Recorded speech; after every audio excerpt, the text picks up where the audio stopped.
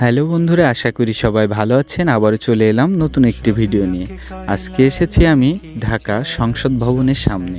তো সংসদ ভবনের সামনে একটি বিষয় দেখে আমি অবাক হয়ে গেলাম। এই আর্টিস্ট আপনার ফোনের যে কোনো ছবি দেখে হুবহু এঁকে দিতে পারে এবং আপনি নিজে যদি সামনে দাঁড়ান তাহলে আপনার ছবি হুবহু কপি করে দিতে পারে। তো এই গুণীজনের আসলে আমি কি বলবো, এত ভালো লাগলো যে আমি অনেক সময় ধরে দেখলাম। তো এখানে আরও কয়েকজন গুণী শিল্পী আছে, তারা ছবি এঁকেছে। এই ছবিটা দেখুন, কত সুন্দর এই মেয়েটার ছবি এঁকেছে, কোথাও কোনো খুঁত নাই।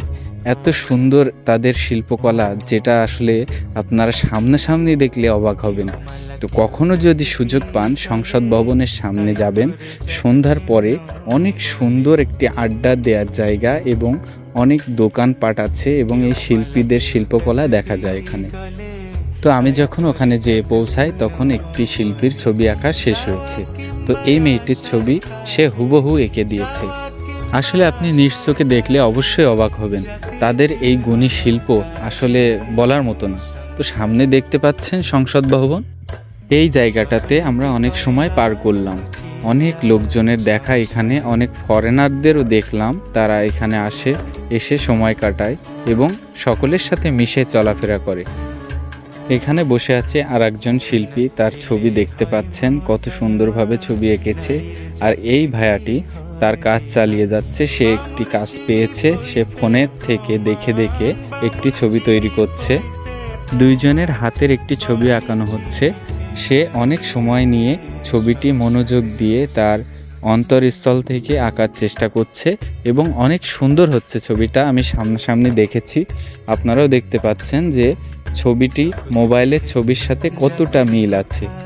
তো তারা ছবি আঁকাতে কত টাকা নেয় এটা আমি সঠিক জানি না। তো আমি একজনের কাছ থেকে শুনলাম, ধারণা নিলাম যে তারা ১,১২০০ টাকা এমন খরচ নেয় এক একটা ছবিতে। আমার মতে মনে হয় যে এত সুন্দর করে ছবি আঁকা এবং এতটা পরিশ্রম করা এই টাকার কাছে কিছুই না। আপনারা যারা ছবি ভালোবাসেন তারা অবশ্যই এই ভাইয়ের কাছ থেকে ছবি আঁকাবেন, অনেক সুন্দর ছবি আঁকেন তিনি। তো আজকে আমরা এসেছি এই সংসদ ভবনের সামনে, দেখতে পাচ্ছেন কত মানুষ, কত লোকজনের ভিড়। এখানে সব কিছুই পাবেন আপনি। সংসদ ভবনটির সুন্দর দৃশ্য দেখতে পাচ্ছেন আমার ক্যামেরা বন্দী। আসলে আশেপাশের অনেক দৃশ্য আছে, সেগুলো ভিডিও না করে আমি শুধু এই গুণী শিল্পীর ভিডিও করছি, কারণ আমার এত ভালো লেগেছে যেটা আসলে ভাষায় প্রকাশ করতে পারবো না, তার ছবি আঁকাটা। তো এই ছিল আজকের ভিডিওটি যদি ভালো লাগে লাইক করবেন, শেয়ার করবেন এবং আমার পাশে